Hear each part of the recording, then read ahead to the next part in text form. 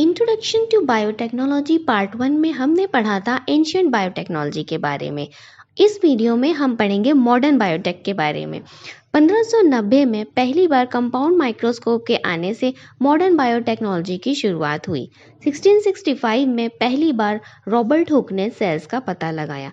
1857 में Gregor Mendel ने मटर के पौधों पर काम करते हुए genetics and principle of heredity को डेवलप किया।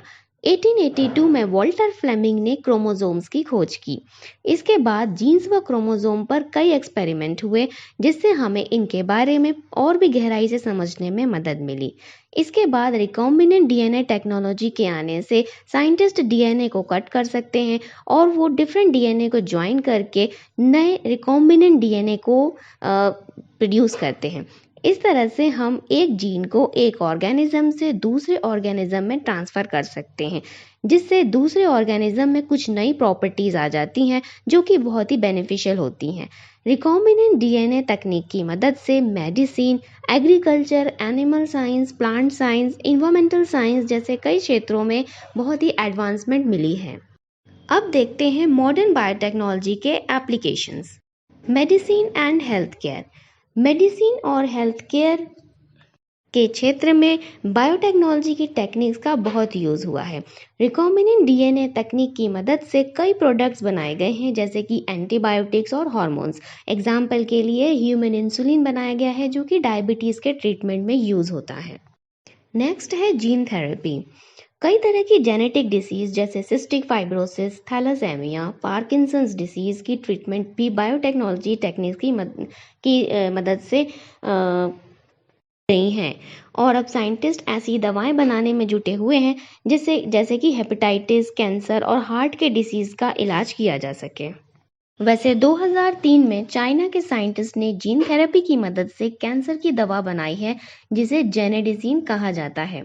अब देखते हैं crop production and agriculture. Crops में जीन लेवल पर मॉडिफिकेशन करके कई क्रॉप्स डेवलप की गई हैं जो कि मौसम की मार झेल सकती हैं, कीड़ों से खुद अपनी रक्षा कर सकती हैं तथा ज़्यादा से ज़्यादा उन्नत किस्म की अनाज भी पैदा कर सकते हैं। इसका एग्जाम्पल है जीएमओ। जीएमओ का अर्थ होता है जेनेटिकली मॉडिफाइड ऑर्गेनिज्म। कई बार पौधों में कीड़े लगने की वजह से क्रॉप्स का बहुत नुकसान होता है। इससे बचने के लिए किसान दवाओं का प्रयोग करते हैं जो स्वास्थ्य के लिए भी हानिकारक होती है तथा इन्वायरमेंट के लिए भी अच्छी नहीं होती। लेकिन आरडीएनए टेक्नोलॉजी या रिकॉम्बिनेंट डीएनए टेक्नोलॉजी की मदद से ऐसे पौधे तैयार किए जाते हैं जो इंसेक्ट्स से रेसिस्टेंट होते हैं, जैसे कि बीटी कॉटन। बीटी का मतलब है बैसिलस thuringiensis। यह एक सॉइल बैक्टीरिया है जिसमें क्राई 1AB नामक टॉक्सिक प्रोटीन होता है। यह इंसेक्ट्स के अगेंस्ट काम करता है। इसी बैक्टीरिया से यह जीन आइसोलेट करके कॉटन के प्लांट में इंसर्ट करके ट्रांसजेनिक कॉटन प्लांट तैयार किया गया है। यह कॉटन प्लांट इंसेक्ट से खुद ही अपनी रक्षा कर सकता है। इसी के साथ साइंटिस्ट ने brinjal, potato, soybean, corn, tomato और टोबैको जैसी फसलें भी तैयार की हैं जो कि जीएमओ हैं।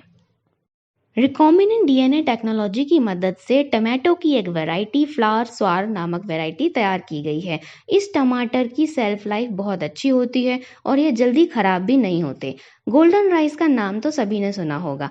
इसमें हाई बीटा कैरोटीन होता है। बीटा कैरोटीन जो कि गाजर में भी पाया जाता है। इस चावल को खाने से शरीर में बीटा कैरोटीन की कमी नहीं होती है। यह बीटा कैरोटीन बाद में शरीर में विटामिन ए का प्रोडक्शन करता है।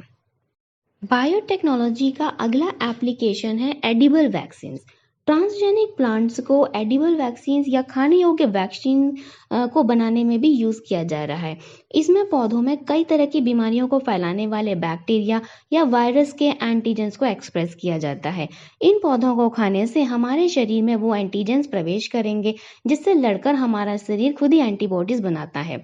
जैसे कि नॉर्मल वैक्सीनेशन में होता है कि उसमें इंजेक्शन दिया जाता है और इंजेक्शन की मदद से एंटीजन शरीर में डाले जाते हैं और हमारा शरीर उनसे लड़कर एंटीबॉडीज तैयार करता है जिससे हमें वो बीमारी नहीं होती।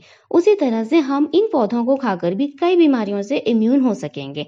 अभी फिलहाल आलू में मीजल्स और कॉलेरा जैसी बीमारियों से लड़ने के लिए वैक्सीन बनाई गई है जिसका कि क्लिनिकल ट्रायल भी चल रहा है। Next is environmental protection.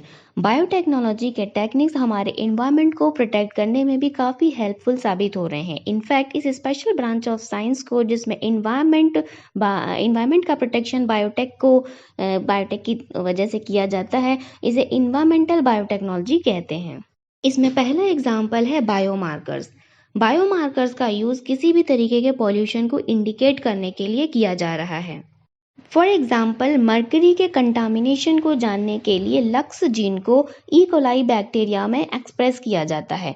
जब इस बैक्टीरिया को मर्करी कंटामिनेटेड एरिया में लाया जाता है तो ये लाइट एमिट करने लगता है, जिसे इस लाइट को आसानी से लैब में देखा जा सकता है। ऐसे ही ई कोलाई बैक्टीरिया में बाइफेनाइल डीऑक्सीजनेज नामक जीन को इंसर्ट किया गया है, जो कि यह बाइफेनाइल डीऑक्सीजनेज पीसीबी यानी कि पॉलीक्लोरिनेटेड बाइफेनाइल को डिग्रेड करता है। ये पॉलीक्लोरिनेटेड बाइफेनाइल एक बहुत ही टॉक्सिक पॉल्यूटेंट है। आजकल सॉइल्स में हैवी मेटल्स का पॉल्यूशन बहुत बढ़ गया है। मिट्टी में कैडमियम, मर्करी, लेड, आर्सेनिक जैसे तत्वों की मात्रा बहुत बढ़ गई है। इन तत्वों को मिट्टी में से सोख लेने वाले या अपटेक कर लेने वाले पौधे डेवलप किए गए हैं। इन्हें हाइपर एक्यूमुलेटर कहा जाता है। ये पौधे मिट्टी में से हैवी मेटल्स को अपटेक कर लेते हैं, जिससे मिट्टी में पॉल्यूशन कम हो जाता है। एग्जाम्पल के लिए सरसों की एक वैरायटी है ब्रासिका नेपस, इसे मरकरी के रिमूवल के लिए, और हेलियांथस एनस जो कि एक सूरजमुखी की वैरायटी है, इसे लेड के रिमूवल के लिए तैयार किया गया है। और इसी तरीके से आगे भी कई रिसर्च हो रही है जिसमें इसी तरीके कई पौधों को डेवलप किया जा रहा है।